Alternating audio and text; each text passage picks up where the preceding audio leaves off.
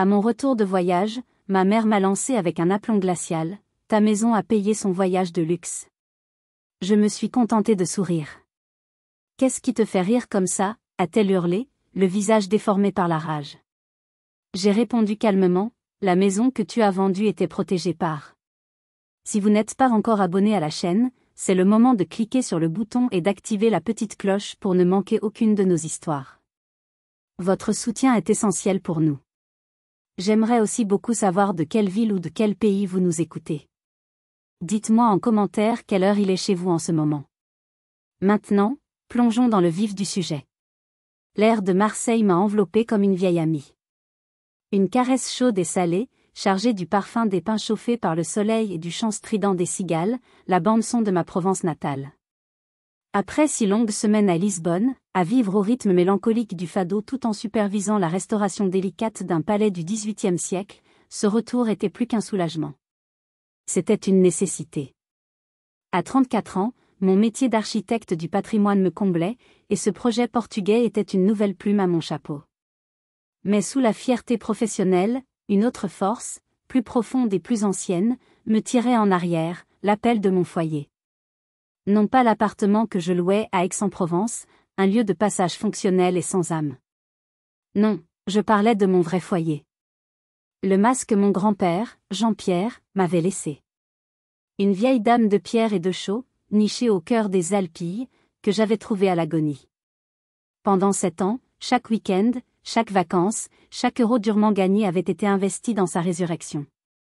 Je me souvenais encore de la joie immense ressentie le jour où j'avais enfin posé la dernière tuile sur le toit, le corps endolori mais l'esprit léger. Je me souvenais de l'odeur de la première lavande que j'avais plantée, son parfum se mêlant à celui de la pierre chaude et du bois de chêne. Ce mas n'était pas un simple assemblage de murs. C'était un dialogue silencieux avec mon grand-père. Dans l'ancienne grange, j'avais installé mon propre petit atelier de menuiserie, un sanctuaire de copeaux de bois et de concentration. C'est là que je me sentais le plus proche de lui, de l'homme qui m'avait appris que la vraie valeur ne réside pas dans ce que l'on possède, mais dans ce que l'on est capable de créer, de sauver, de transmettre. C'est vers cette âme de pierre que je me hâtais. Mais d'abord, un détour obligé par la banlieue pavillonnaire sans charme où vivaient mes parents. Je devais y récupérer la clé de mon paradis, l'unique clé que je leur avais confiée, un geste de confiance que je regretterais amèrement. Pendant le trajet, une anxiété sourde s'est installée en moi. Les conversations téléphoniques avec ma mère, Martine, avaient été étrangement brèves, évasives. Mon père, Bernard, abonné aux absents. J'avais mis ça sur le compte de la distance, de leur vie qui continuait sans moi. Naïvement, je croyais que rien ne pouvait menacer mon sanctuaire. En me garant devant leur maison, un détail a attiré mon attention. Une Peugeot 508 neuve, d'un noir brillant, trônait dans l'allée. Un véhicule bien au-dessus des moyens d'un couple de retraités. L'inquiétude s'est muée en un pressentiment désagréable. J'ai sonné. Ma mère a ouvert, affichant un sourire si large, si forcé, qu'il ressemblait à un rictus. Le mensonge avait déjà commencé à empoisonner l'air. Je roulais vers la maison de mes parents pour récupérer la clé de mon paradis, complètement ignorante que j'allais droit vers les démons qui gardaient les portes de l'enfer. Solène, ma chérie. Quelle merveilleuse surprise, on ne t'attendait pas de retour si tôt. L'étreinte de ma mère fut un contact fugace, presque glacial. Ses bras m'ont à peine effleuré avant de se retirer, comme si mon contact la brûlait. Derrière elle, la scène était surréaliste. Mon père, Bernard, se tenait au milieu du salon, les mains profondément enfoncées dans les poches de son pantalon, le regard vide, fixé sur un écran de télévision qui n'affichait qu'un reflet noir. Il était là, physiquement, mais son esprit était ailleurs, à des kilomètres, probablement noyé dans un océan de honte. « Bonjour maman, bonjour papa », ai-je lancé, ma propre voix me paraissant lointaine. Le chantier à Lisbonne s'est terminé avec une semaine d'avance. Les équipes locales étaient remarquables. Entre donc, tu dois être épuisé. Tu as l'air si fatigué. Assieds-toi, je te sers quelque chose. Sa sollicitude était une pièce de théâtre mal jouée. Chaque mot était calculé, chaque geste manquait de sincérité. Elle s'agitait, arrangeant des coussins qui n'avaient pas besoin de l'être, évitant mon regard. Non merci, maman. Je vais bien, juste un peu de fatigue due au voyage. Je suis surtout venue récupérer la clé de mon mas. J'ai une montagne de choses à déballer et surtout, une envie folle de dormir dans mon lit. Ces simples mots ont eu l'effet d'un interrupteur. Le mouvement perpétuel de ma mère s'est arrêté net. Son sourire s'est figé en une grimace crispée. Mon père, dans le salon, a eu un soubresaut, comme s'il venait de recevoir un choc électrique. Il s'est enfin retourné. L'expression sur son visage m'a frappé en plein cœur. Ce n'était pas de la joie, ni de la surprise. C'était de la pure, de l'abjecte culpabilité. Ah, oui, la clé, a-t-elle bafouillé, ses mains se tordant nerveusement. Écoute, ma chérie, il s'est passé quelque chose. Il faut que l'on en parle calmement. Assieds-toi, s'il te plaît. Le ton était posé, mais sous la surface, je sentais la panique. Mon cœur a commencé à battre une cadence sauvage et désordonnée. Je ne veux pas m'asseoir. Je veux ma clé. Qu'est-ce qui s'est passé? Un dégât des eaux? Dis-moi la vérité. Elle a pris une grande inspiration, rassemblant ses forces pour le coup de grâce. Le masque de la mère inquiète est tombé, révélant un visage dur, une détermination froide que je ne lui avais jamais vue. Ta sœur, Chloé, était au bord de la dépression. Son travail d'influenceuse, la pression, elle avait besoin d'un nouveau départ. D'un voyage pour se réinventer. Elle a marqué une pause, me fixant avec un défi glacial dans le regard. Alors, nous avons vendu le mas. L'argent a payé son voyage en Europe et la nouvelle voiture de ton père. Le silence qui a suivi était total. Absolu. Un trou noir qui aspirait tout l'air, tous les sons, toute ma vie. Ma maison. Mon atelier. Le souvenir de mon grand-père. Sacrifié sur l'autel de l'ego de ma sœur. Et puis, c'est arrivé. Une sensation étrange, partant du creux de mon ventre. Ce n'était pas de la tristesse. Ce n'était pas de la colère. C'était un soulagement. Et mes lèvres se sont étirées en un sourire. Un sourire léger, presque imperceptible, mais bien réel. Ma mère m'a regardée, totalement déconcertée. Qu'est-ce qui te fait rire comme ça? Pour la première fois de ma vie, la chaîne de la culpabilité qu'elle avait enroulée autour de moi s'était brisée. Elle était allée trop loin. Et en allant trop loin, elle venait de me libérer.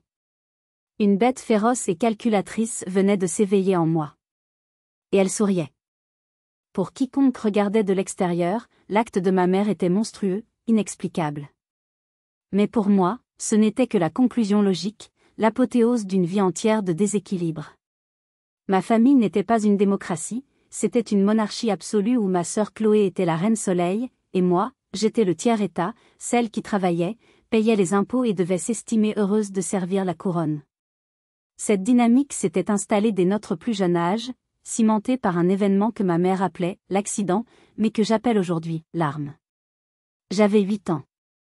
Nous jouions dans le jardin, et dans une bousculade innocente, Chloé était tombée, s'ouvrant l'arcade sourcilière sur le coin d'une jardinière en pierre. Quelques points de suture, une petite cicatrice à peine visible aujourd'hui. Mais pour ma mère, c'était une tragédie shakespearienne. Je me souviens encore de ces mots, sifflés entre ses dents alors que mon père emmenait ma sœur en pleurs à l'hôpital. Regarde ce que tu as fait.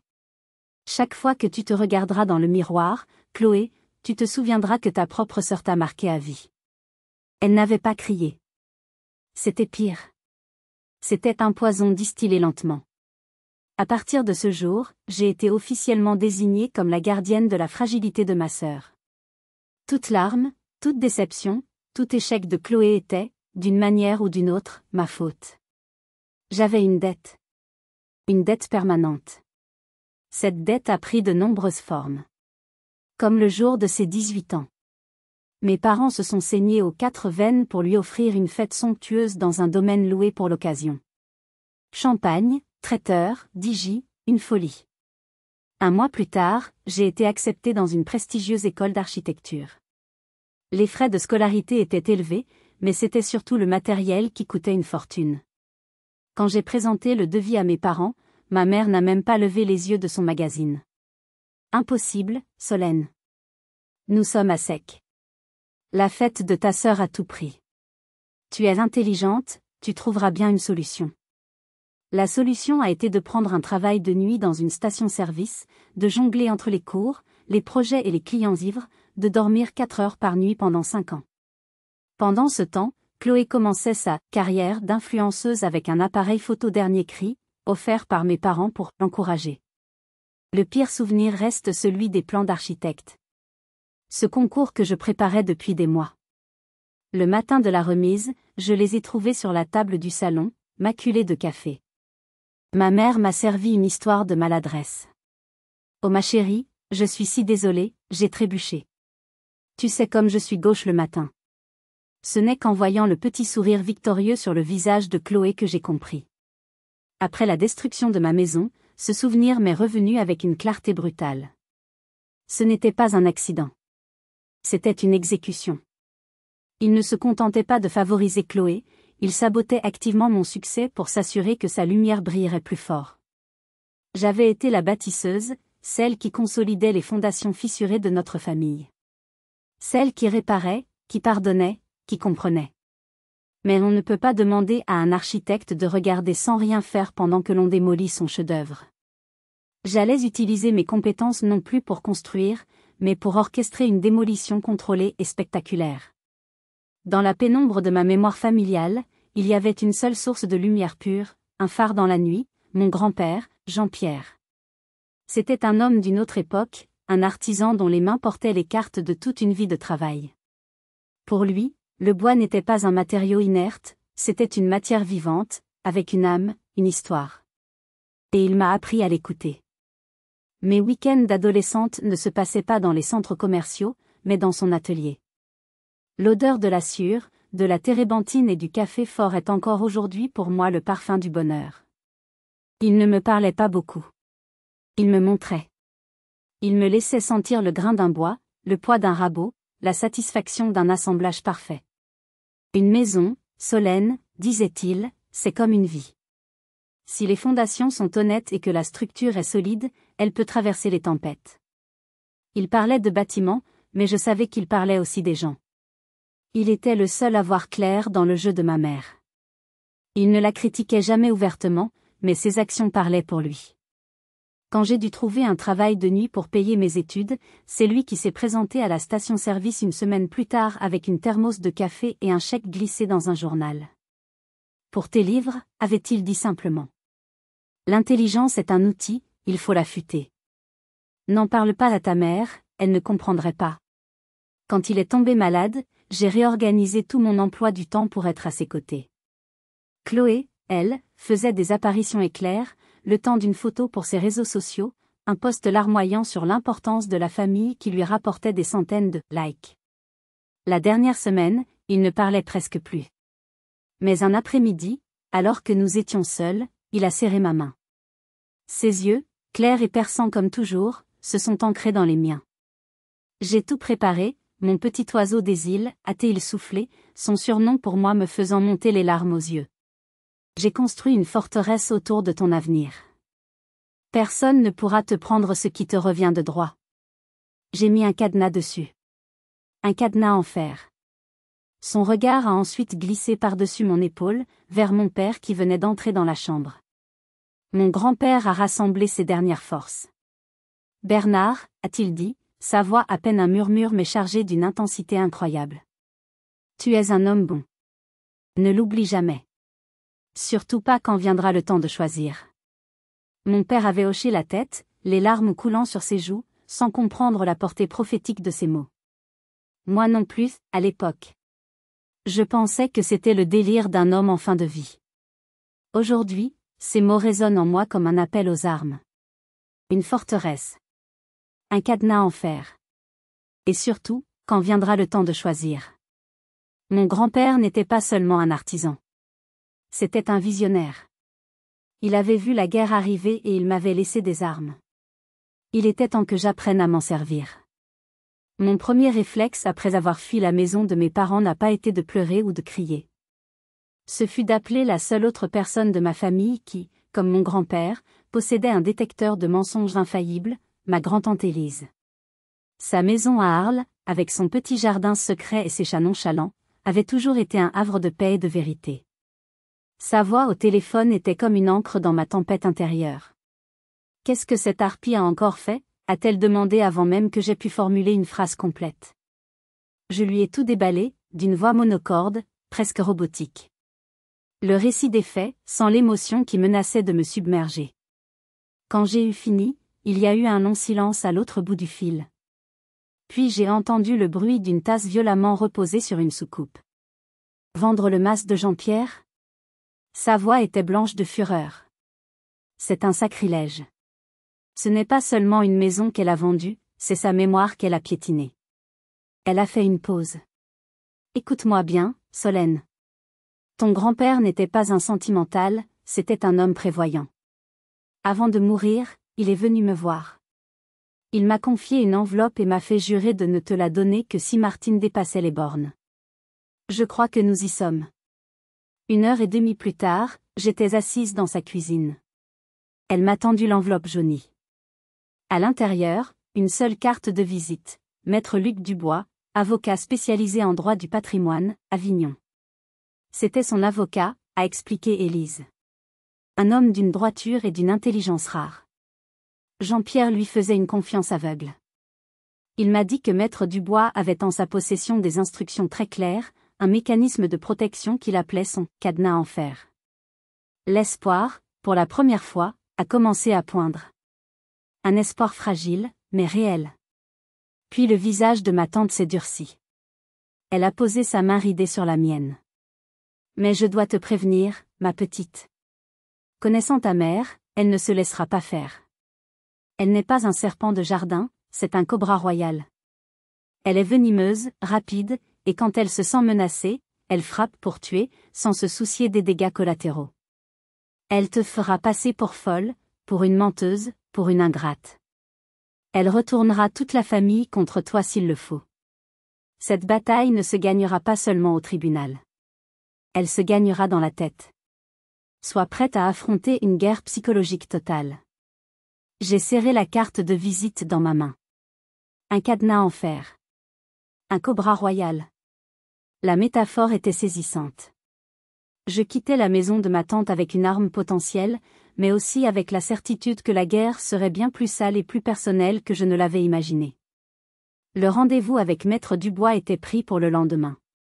C'était la première étape. Le premier mouvement sur l'échiquier. Le bureau de Maître Dubois, au cœur du vieil Avignon, était un lieu hors du temps. De hauts plafonds, des bibliothèques chargées de reliures anciennes et une odeur de papier et de cire qui inspirait le respect. L'homme qui m'a reçu était à l'image de son bureau, impeccable, posé, son regard gris analysant chaque détail avec une précision chirurgicale. Mademoiselle, a-t-il commencé après que j'ai terminé mon récit. L'estime que je portais à votre grand-père était immense. C'était un homme d'une rare intelligence, et d'une prévoyance encore plus rare. Il s'est levé et a ouvert un coffre-fort dissimulé derrière une tapisserie. Il en a sorti un dossier volumineux. La fiducie qu'il a créée est un chef-d'œuvre de complexité juridique, conçu pour un seul but, vous protéger. Il m'a expliqué les termes. Le mas était l'actif principal. J'en étais l'usufruitière, la gardienne. Mes parents et ma sœur, les bénéficiaires secondaires d'un patrimoine liquide de 1,5 million d'euros, à débloquer à mes 35 ans. Puis, il est arrivé au point crucial. Voici, dit-il en me montrant un paragraphe, ce que votre grand-père appelait affectueusement la clause de fer. Elle stipule, sans aucune ambiguïté, que tout bénéficiaire qui agirait frauduleusement à l'encontre des biens de la fiducie serait immédiatement et irrévocablement déchu de tous ses droits. Les parts qui lui étaient destinées vous reviendraient alors intégralement. Un sentiment de triomphe sauvage m'a submergé. C'était donc ça, la forteresse. C'était parfait. Cependant, a continué l'avocat, son ton me sortant de mon euphorie, votre grand-père était un homme complexe. Il croyait en la justice, mais aussi en la rédemption. Il a ajouté un cran de sûreté à cette clause. Une sorte de test final. Mon estomac s'est noué. Je sentais le piège. La clause ne peut être activée unilatéralement. Pour qu'elle soit exécutoire, elle requiert, en plus des preuves irréfutables de la fraude, la co-signature d'un « garant moral ». Une personne que votre grand-père a secrètement désignée dans son testament, une personne qu'il a jugée capable, le moment venu, de faire preuve de discernement et de courage. La peur a remplacé le triomphe. Tout reposait sur une seule personne. Une personne que je ne connaissais pas. Qui, ai-je demandé d'une voix blanche. Qui est ce garant? Maître Dubois a sorti d'une enveloppe scellée un petit papier plié. Il l'a déplié et a lu le nom à voix haute, sans aucune inflexion. Le garant moral désigné par Jean-Pierre, Monsieur Bernard. Votre père. Le monde a basculé. J'ai dû me cramponner au bras du fauteuil pour ne pas tomber. Mon père. L'ombre. Le silence. L'homme qui n'avait pas levé le petit doigt pour me défendre. C'était lui, la clé de voûte de tout le système. Mon grand-père n'avait pas seulement construit une forteresse juridique. Il avait placé une bombe à retardement moral au cœur de ma famille, et il avait mis le détonateur entre les mains de l'homme le plus faible et le plus imprévisible de tous. Je suis sorti de ce bureau en comprenant que ma bataille ne serait pas contre ma mère. Ma vraie bataille serait de donner à mon père le courage qu'il n'avait jamais eu. Si vous êtes arrivé jusqu'ici, laissez un commentaire pour nous dire ce que vous auriez fait à la place d'OP. Vous pouvez aussi écrire simplement le chiffre 1 pour montrer que vous suivez encore. Et dites-nous, vous regardez cette histoire depuis quelle région ou quel pays? La première étape de mon plan était simple, obtenir les preuves. Suivant les conseils de Maître Dubois, j'ai contacté le couple qui avait acheté le mas. C'étaient des gens honnêtes, un jeune couple de médecins qui avaient mis toutes leurs économies dans ce rêve provençal. Quand je leur ai expliqué la situation, ils ont été horrifiés. Mais la peur a rapidement pris le dessus. La peur de tout perdre, d'être entraînés dans une bataille juridique sans fin. Leur premier réflexe, tout à fait humain, a été d'appeler leur vendeuse pour demander des explications. Ils venaient de donner l'alerte à l'ennemi. La riposte de ma mère n'a pas tardé. Elle fut d'une violence et d'une rapidité que même ma tante Élise n'aurait pu prédire. Le cobra royal a frappé. Mon téléphone s'est mis à sonner. L'un après l'autre, mes oncles, mes tantes, mes cousins. Tous avaient reçu l'appel en larmes de ma mère. Le récit qu'elle leur avait servi était une œuvre d'art de la manipulation narcissique. J'étais, selon elle, revenu de Lisbonne profondément instable, souffrant de paranoïa. J'avais des dettes de jeu colossales et j'essayais de faire chanter mes pauvres parents pour leur soutirer de l'argent. Elle pleurait, disait s'inquiéter terriblement pour ma santé mentale, et suppliait la famille de « raisonner » avec moi. Au début, j'ai essayé de me défendre. J'ai tenté d'expliquer la vérité, l'héritage, le mas, la trahison. Mais c'était ma parole contre la sienne. La parole d'une fille, instable, contre celle d'une mère, éplorée. Le coup le plus dur est venu de ma tante Hélène, la sœur de ma mère, que j'adorais. Son appel a été bref. Solène, j'ai reçu ton oncle au téléphone. Et ta mère. Je ne sais pas ce qui se passe dans ta tête, mais ce que tu fais est cruel. Tes parents t'aiment. Si tu as des problèmes, il y a des professionnels qui peuvent t'aider. Mais arrête de t'en prendre à ta famille. Tu nous fais à tous beaucoup de peine. Elle a raccroché avant que je puisse dire un mot. J'étais anéanti. Ma mère n'avait pas seulement volé ma maison. Elle était en train de voler mon histoire, mon identité, ma crédibilité. Elle me rayait de la carte familiale, me transformant en une paria, une folle. Cette nuit-là, l'isolement était total. Chaque message, chaque appel manqué était une brique de plus dans le mur qu'elle construisait autour de moi. Le désespoir était empoisonnant. J'ai regardé mon téléphone, l'envie de tout effacer, de disparaître, de leur donner raison juste pour que la douleur s'arrête. J'étais au fond du gouffre, et la seule main qui semblait se tendre était celle qui m'y avait poussé. Que auriez-vous fait à ma place? Quand ceux que vous aimez choisissent de croire un mensonge confortable plutôt qu'une vérité dérangeante, où trouvez-vous la force de vous battre? Dites-le moi dans les commentaires. Votre avis m'est précieux. Cette nuit-là fut la plus longue de ma vie. Assise dans le noir de mon appartement impersonnel, j'ai sérieusement envisagé de capituler. L'énergie nécessaire pour combattre une telle marée de mensonges me semblait hors de portée. Mon téléphone, posée sur la table, ressemblait à une bombe à retardement, chaque silence vibrant d'accusation. Épuisé, mon regard aéré s'est posé sur une petite boîte en bois de citronnier que j'avais fabriquée des années auparavant. C'était un de mes premiers projets dans l'atelier de mon grand-père. L'assemblage était imparfait, le ponçage un peu grossier, mais en la prenant dans mes mains, j'ai senti le contact familier du bois, et l'odeur, cette odeur unique de bois travaillé et de souvenirs heureux. Je me suis souvenu de la fierté dans les yeux de Jean-Pierre quand je la lui avais montrée. Tu vois, m'avait-il dit, tu n'as pas seulement créé une boîte. Tu as donné une nouvelle vie à cet arbre. Une nouvelle vie. Ces mots ont agi comme un électrochoc. Ma mère essayait de m'enterrer vivante sous ses mensonges. Abandonner, c'était la laisser faire. C'était trahir la mémoire de l'homme qui m'avait appris à construire, pas à détruire. La peur et le désespoir se sont alors mués en une rage froide et précise. Je savais que je n'avais plus le droit à l'erreur. Il me fallait des preuves. Pas des paroles, mais des faits. Et je savais où les trouver.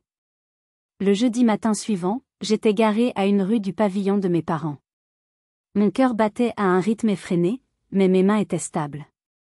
J'ai attendu qu'ils partent pour leur marché hebdomadaire. Puis, comme une voleuse, je me suis glissée dans leur jardin. La clé de secours était toujours sous le pot de géranium.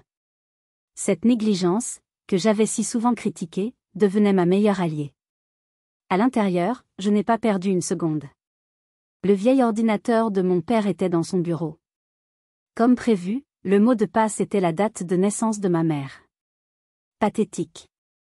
J'ai branché la clé USB que Maître Dubois m'avait donnée, une clé sécurisée. J'ai lancé un logiciel de recherche de fichiers supprimés et cachés. Mon temps était compté. Les minutes semblaient des heures. La barre de progression avançait avec une lenteur exaspérante. Je tendais l'oreille au moindre bruit extérieur. Et puis, une liste de fichiers est apparue. Des noms de code. Recette maman, vacances 2023, facture. J'ai cliqué sur « Recette maman ». Ce n'étaient pas des recettes. C'était leur conspiration, étalée en format numérique. Des scans de mes signatures, copiées, décalquées.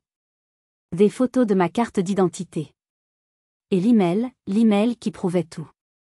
L'échange entre ma mère et Kevin, le fiancé de Chloé, où ils discutaient du cachet du notaire, et de la nécessité d'agir vite car Bernard commence à se douter de quelque chose.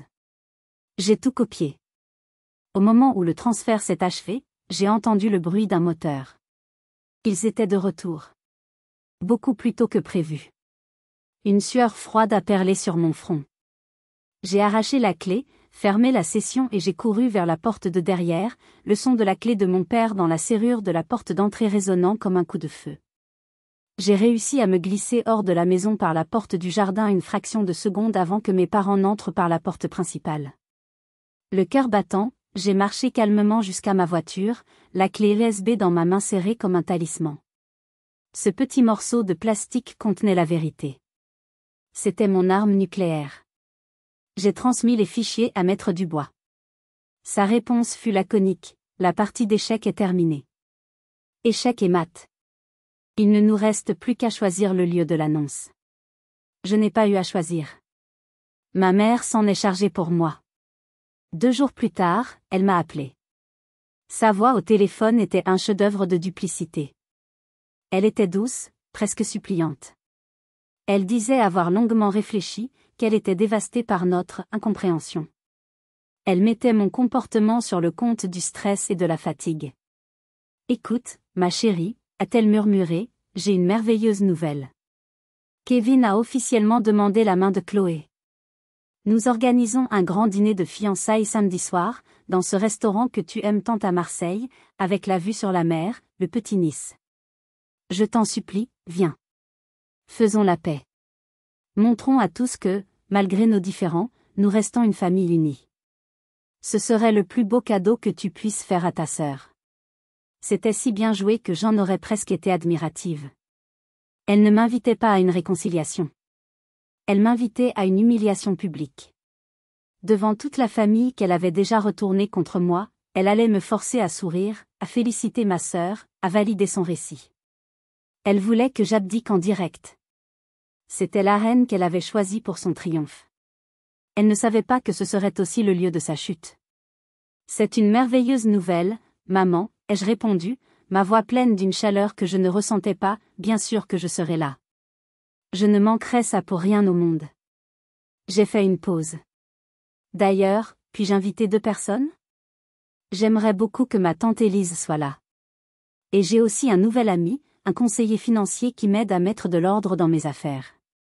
Il s'appelle Maître Dubois. J'aimerais vous le présenter. Il y eut un court silence, le temps qu'elle pèse le pour et le contre. Mais, aveuglée par sa propre arrogance et certaine de sa victoire, elle a accepté. Mais bien sûr, ma chérie. Plus on est de fous, plus on rit.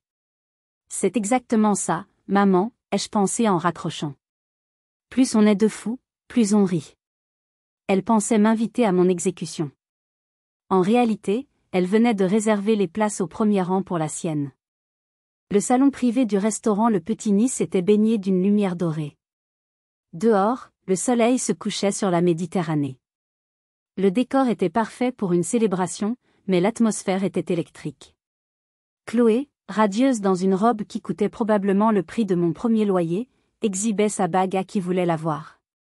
Ma mère, en maîtresse de cérémonie, flottait d'un invité à l'autre, distribuant des sourires et des compliments. Mon père était une ombre silencieuse, déjà à son 3e verre de vin. Notre arrivée, celle de tante Élise, digne dans son châle, de Maître Dubois, imposant dans son costume, et de moi-même, a jeté un froid. Ma mère nous a accueillis avec une fausse chaleur, ses yeux me jaugeant, cherchant des signes de faiblesse. Le repas s'est déroulé dans une tension palpable. Après le plat principal, ma mère s'est levée. Mes chers amis, ma chère famille, avant de passer au dessert, notre Solène, qui est enfin revenue à la raison, a un petit quelque chose à nous montrer.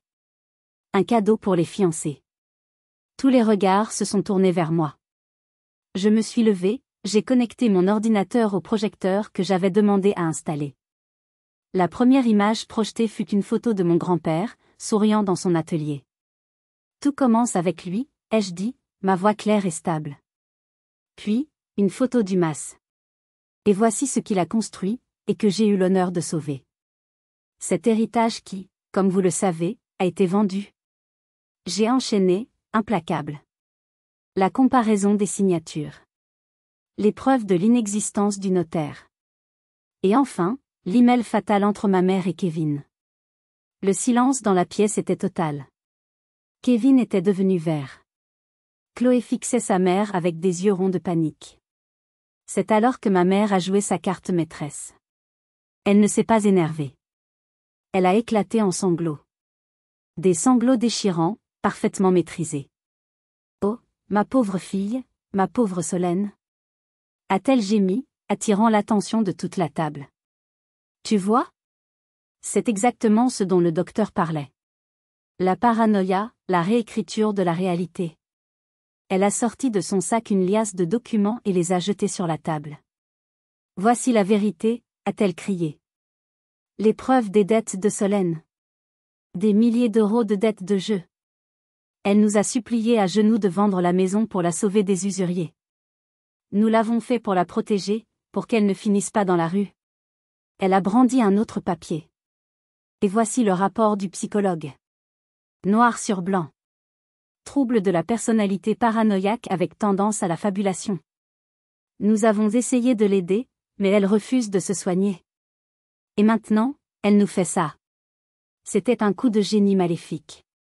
Elle avait anticipé mon attaque et préparé une contre-offensive dévastatrice. Les membres de ma famille, déjà préparés par ses appels téléphoniques, la regardaient avec une pitié infinie. Leurs regards se sont ensuite tournés vers moi, pleins de réprobation et de tristesse. J'étais passée du statut d'accusatrice à celui d'accusée. De victime à malade mentale. J'ai regardé mon père, mon seul espoir. Il fixait la nappe, le visage décomposé, incapable de soutenir mon regard. À cet instant, dans les yeux de tous, ma mère était une sainte, une mère courage. Et moi, j'étais la folle qui détruisait sa propre famille. J'avais perdu. La vérité ne pesait rien face à une performance d'une telle envergure.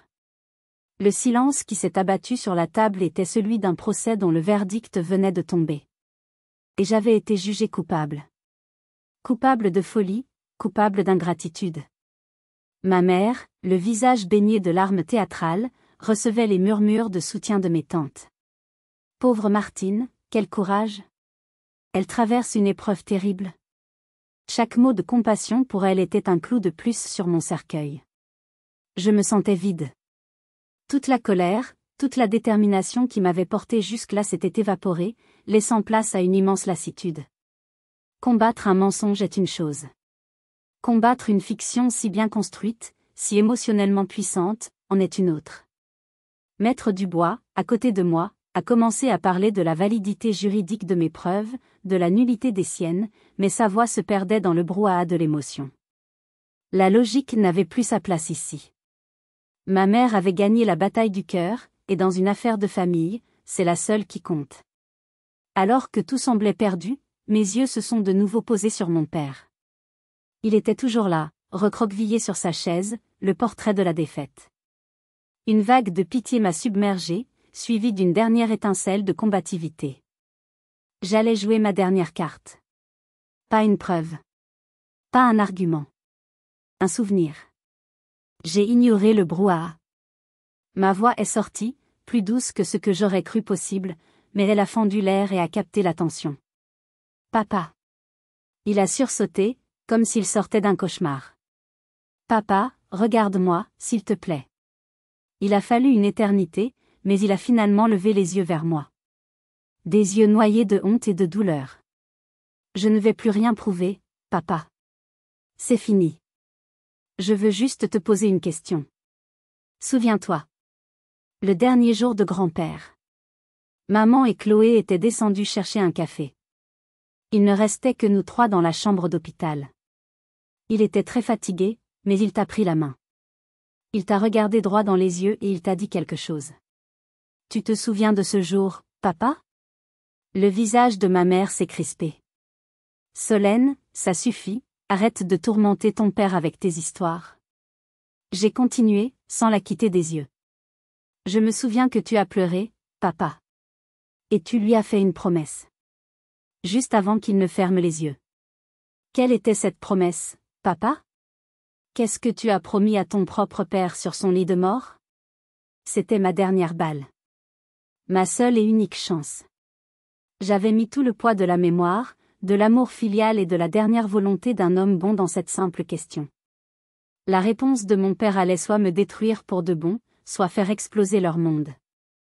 Le temps s'est suspendu. Chaque respiration, chaque battement de cœur dans la pièce semblait amplifié par le silence. Mon père me fixait, et dans ses yeux, je pouvais voir le champ de bataille de son âme. D'un côté, 30 ans de peur, d'habitude, de soumission à la volonté de faire de ma mère. De l'autre, la lueur vacillante de sa propre conscience, ravivée par le souvenir de son père. Martine a senti le danger. Elle a posé une main sur son bras, un geste qui se voulait réconfortant mais qui ressemblait à une prise de contrôle. Bernard, chéri, ne te laisse pas manipuler. Tu es fatigué, elle essaie de t'embrouiller. Mais pour la première fois, son contact n'a eu aucun effet. Mon père a doucement retiré son bras. Il a pris une profonde inspiration, et quand il a parlé, sa voix n'était plus celle d'une victime, mais celle d'un homme qui a enfin trouvé son courage. Il m'a dit. Sa voix était rauque, chargée d'une émotion trop longtemps contenue. Il m'a regardé et il a dit, Bernard, je te confie ce que j'ai de plus précieux au monde. Un murmure a parcouru la tablée. Les larmes coulaient maintenant librement sur les joues de mon père. Il a dit, c'est un petit oiseau fragile, mais avec un cœur de lionne. Promets-moi que tu ne la laisseras jamais se faire dévorer par les loups. Le mot « loup » a frappé ma mère en plein visage. Elle a eu un mouvement de recul, comme si elle avait été giflée. Et je lui ai promis, a continué mon père, sa voix gagnant en force. Sur son lit de mort, j'ai promis à mon père que je te protégerais, Solène. Et ce soir, je n'ai pas arrêté de penser que j'avais trahi cette promesse. J'ai été un lâche. J'ai laissé les loups entrer dans la bergerie. Il s'est levé. Sa chaise a raclé le sol, un son brutal dans le silence religieux. Il ne me regardait plus. Il ne regardait personne.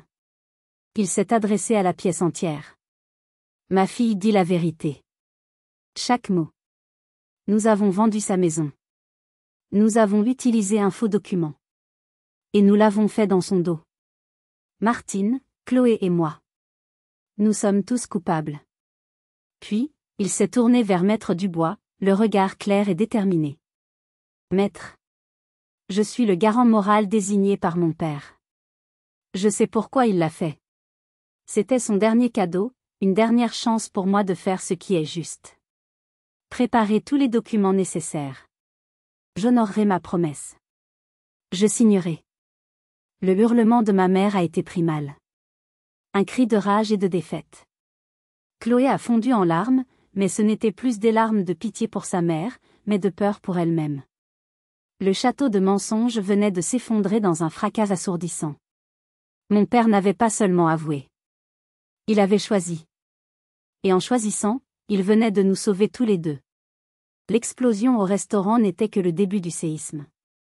Une fois que mon père a officiellement signé les documents avec Maître Dubois, les répliques légales ont été rapides et dévastatrices pour ma mère et ma sœur. La vente du mas a été déclarée nulle et non avenue pour cause de fraude avérée. Le couple de médecins a été remboursé jusqu'au dernier centime, et ils m'ont envoyé une caisse du meilleur vin de la région en guise de remerciement. La plainte pénale a suivi son cours. Kevin, face aux preuves accablantes, a rapidement avoué et a été condamné pour escroquerie et usage de faux. Ma mère et Chloé, pour éviter une peine de prison ferme, ont dû négocier. Elles ont plaidé coupables et ont été condamnées à des peines de sursis, mais surtout à des amendes d'un montant astronomique et au remboursement de tous les frais engagés. L'addition était si salée qu'elles ont dû vendre le pavillon de banlieue et la fameuse Peugeot 508. Du jour au lendemain, leur monde de faux-semblants et de luxe à crédit s'est écroulé. Elles vivent aujourd'hui dans un petit appartement en location. Chloé, dont la réputation en ligne a été anéantie par les rumeurs du scandale, a dû abandonner ses rêves de gloire sur Instagram. La dernière fois que j'ai eu de ses nouvelles, elle travaillait comme vendeuse dans une boutique de vêtements. Ma mère, dit-on, ne sort presque plus, murée dans son amertume. Mon père a assumé sa part. Il a divorcé et a utilisé sa petite part d'héritage personnel pour prendre un modeste appartement à lui. Il a insisté pour rembourser, petit à petit, la moitié de la somme que la vente de ma maison avait rapportée. J'ai d'abord refusé, puis j'ai compris que c'était sa manière à lui de se reconstruire, de payer sa dette morale. Quelques mois après le drame, il m'a appelé. Il n'osait pas demander, mais je sentais sa solitude. Je lui ai proposé de venir m'aider au mas le week-end. Il y avait une vieille bibliothèque que je voulais restaurer. Le premier samedi, nous avons à peine parlé. Il y avait une gêne, le poids des non-dits. Mais il y avait aussi le bruit des outils, l'odeur du bois, une sorte de thérapie par le travail. En fin de journée, alors que nous admirions la première étagère décapée et poncée, il a murmuré, sans me regarder, « Il aurait été fier de toi. » Jean-Pierre. Il aurait été si fier. Je n'ai pas répondu. J'ai simplement posé ma main sur son épaule. Ce n'était pas un pardon total, pas encore. Mais c'était un début. C'était le son de 2 morceaux de bois, longtemps séparés, qui commençaient à se réajuster pour former quelque chose de nouveau, de fragile mais peut-être, un jour, de solide. Il m'a fallu presque 1 an pour que le mas redevienne vraiment chez moi. La première chose que j'ai faite a été de changer toutes les serrures. Un acte symbolique, mais nécessaire. Puis, j'ai entrepris de purifier les lieux. J'ai brûlé de la sauge dans chaque pièce, j'ai ouvert grand les fenêtres pour laisser le Mistral chasser les derniers fantômes de la trahison. Mon atelier est redevenu mon sanctuaire. Entouré de mes outils, de l'odeur du bois, j'ai retrouvé mon équilibre.